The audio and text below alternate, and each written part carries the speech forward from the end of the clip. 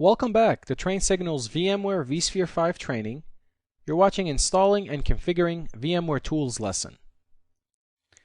So we've created the virtual machine, we've installed our guest operating system. In this lesson, what I want to focus on are the VMware tools. The VMware tools are a subset of drivers and applications and configuration stuff that you install post-install of the guest operating system in order to enhance the functionality and performance of that guest operating system. There are VMware tools for all the guest operating systems that are out there. It is best practice to have those VMware tools installed because it ties the virtual machine to the rest of the virtual infrastructure. Not only does it give you enhanced drivers for the video, the NIC, etc., but it also allows certain aspects, certain things to tie into the VM. So for example, if you're using backups, and if you want to back up the virtual machine and that backup software that you're using wants to use the volume shadow copy that's inside of the Windows operating system, it usually uses the APIs and the framework that VMware Tools provides in order to connect to the VSS. So VMware Tools overall gives you a lot of good and enhanced features. So we're going to talk about why you need to install VMware Tools. Not that we haven't talked about it already. We're going to talk about installing VMware Tools in Windows. We're also going to talk about installing VMware Tools in Linux. We're going to talk about configuring VMware Tools with VMware Toolbox. I'm going to show you how you can search and sort to check the VMware Tools status. And then we're going to talk about how you can update VMware Tools. Alright, so why do you need VMware Tools? I mentioned already that it provides a subset of drivers that are installed inside of the guest operating system that are optimized for the virtual hardware that the guest operating system was installed on. Keep in mind, the virtual machine is made up of a collection of virtual hardware, the virtual NIC, the virtual CPU, etc., etc. VMware Tools is sort of like that, that single file that you install that gives better drivers to all of the devices that you have, the virtual devices that you have on the VM.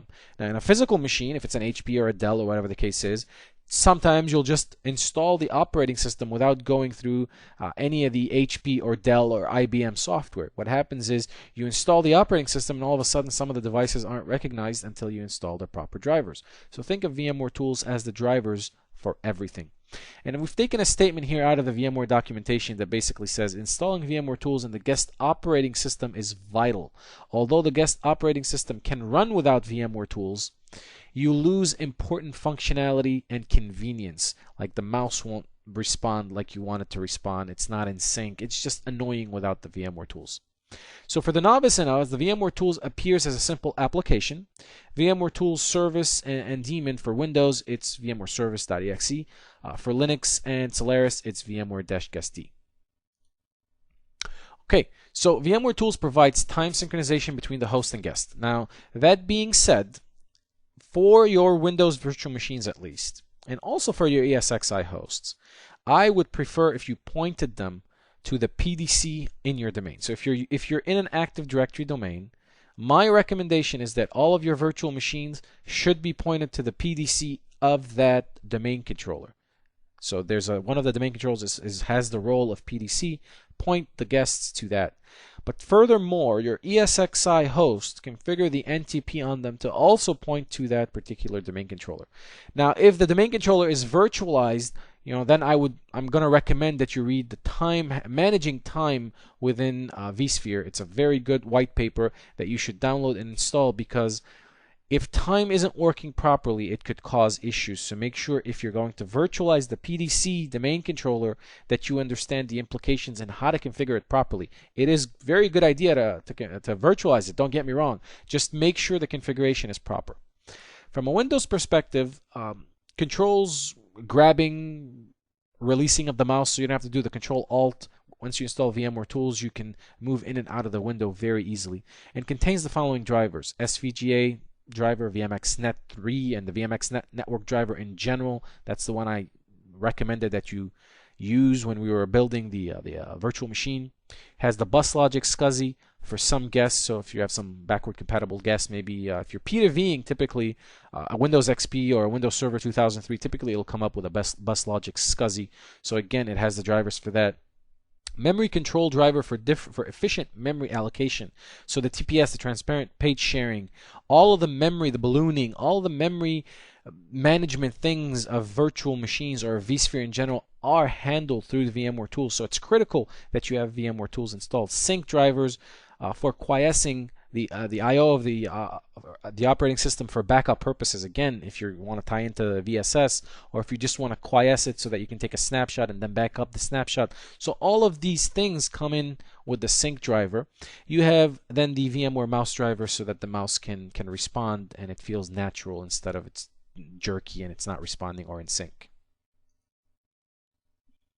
VMware Tools also provides a control panel which allows you to modify the settings, shrinks virtual disks, connects and disconnects virtual devices, so on and so forth. It allows you to run certain scripts in the event that the power state of the virtual machine should change if you configure them. VMware user process enables copy and paste of text between the guest and the host. Again, Windows, it's VMware user.exe, and Linux Solaris, it's VMware user. VMware Tools installers, ISO images is installed with ESXi. When ESXi is installed, the VMware Tools ISO is also installed with ESXi. Now, obviously, if you wanted to upgrade or update that particular ISO after the installation of ESXi, you can also do so very easily. Now, without VMware Tools, the guest shutdown and restart options in the vSphere clients do not work. Now, when we get back into the GUI, I'm going to show you this. The power management functions of the virtual machine allow you to power it off, power it on, reset it, and then shut down guest and power off guest. Now, that shutdown and power off guest are graceful shutdowns, which mimics clicking start and shutting down the machine gracefully, whereas power off and power on mimics physically yanking the cable out of the wall and it boom, shuts down the machine. Reset is a hard reset. So all of these things. So if you don't have VMware Tools installed, you don't get access to the soft reset and the soft power down of the VM. All right, installing VMware Tools in Windows. It's simple, it's easy. I'm going to show you how to do that. Make sure you read the VMware Guest Install Guide for info on your specific Windows operating system. Now in Linux, it's also very simple to install VMware Tools. Use supported Linux Guest OS, of course. Use the RPM or tar installer. RPM is preferred. For TAL files, you can run VMware install.pl.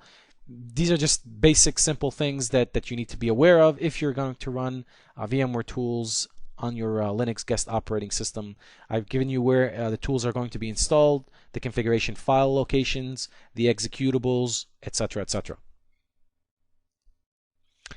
This is interesting. I'm going to show you this in the GUI in a second here.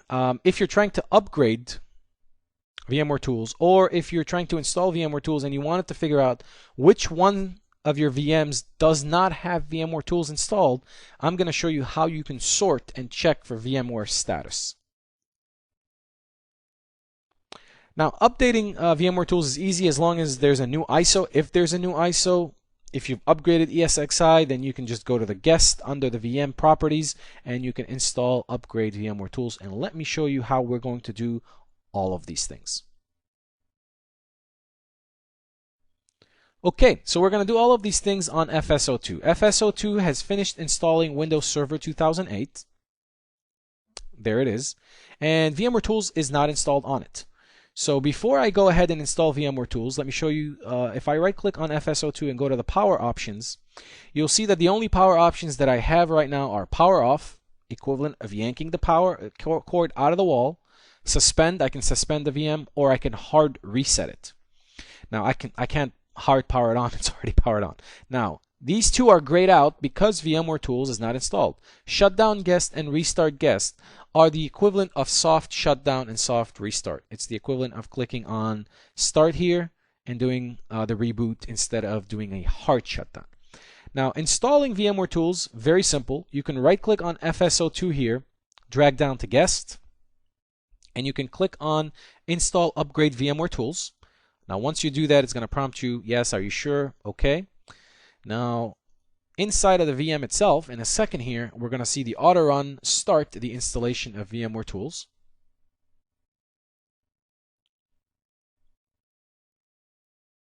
And there it is.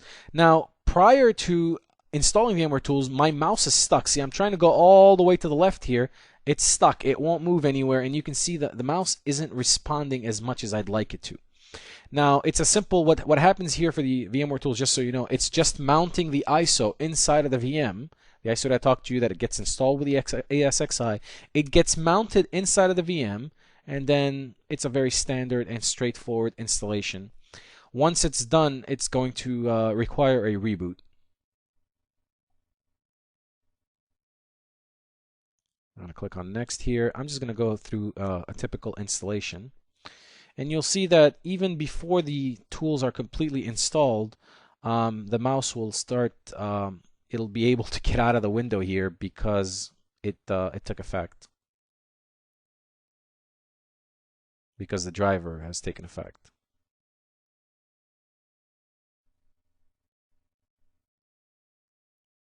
Let's go ahead and click on finish. And let's go ahead and restart this VM.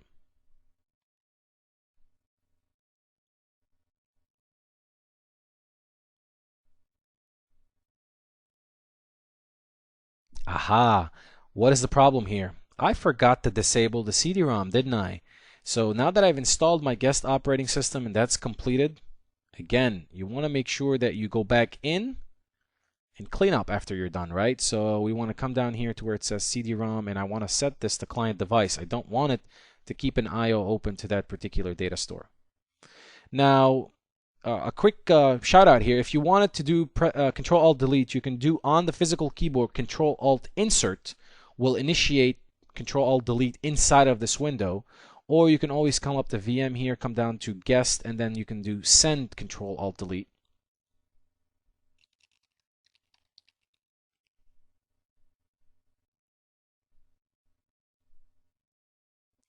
All right, now the way to know that VMware tools have been installed is if you select up here, you'll see that you have now access to the icon. You can right-click this particular icon and click on Open VMware Tools. You can disable the icon if you wanted to. So if you click on Open VMware Tools, the other thing that I wanted to mention to you here is if you click on Start, under the Control panel, you can get access to the same VMware Tools as well.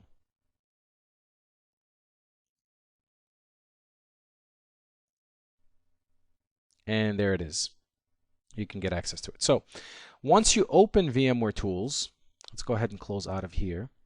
You have access to several things. So first of all, you'll notice that time synchronization is disabled by default. So the VM is not synchronizing time with the ESXi host that it's living on. And the idea behind that is because it's a Windows virtual machine, you want to synchronize the time with your PDC domain controller. That's best practice. You can enable, select the checkbox to enable VMware tools on the taskbar. You can notify if updates are available. So again, if there was an update that's available, you can initiate it from outside of the virtual machine, or you can come into the control panel and click on Update Tools, and it will update it for you. Under Devices here, there are no removable devices that are available. If this virtual machine had any removable devices, then you could manipulate them and control them from here.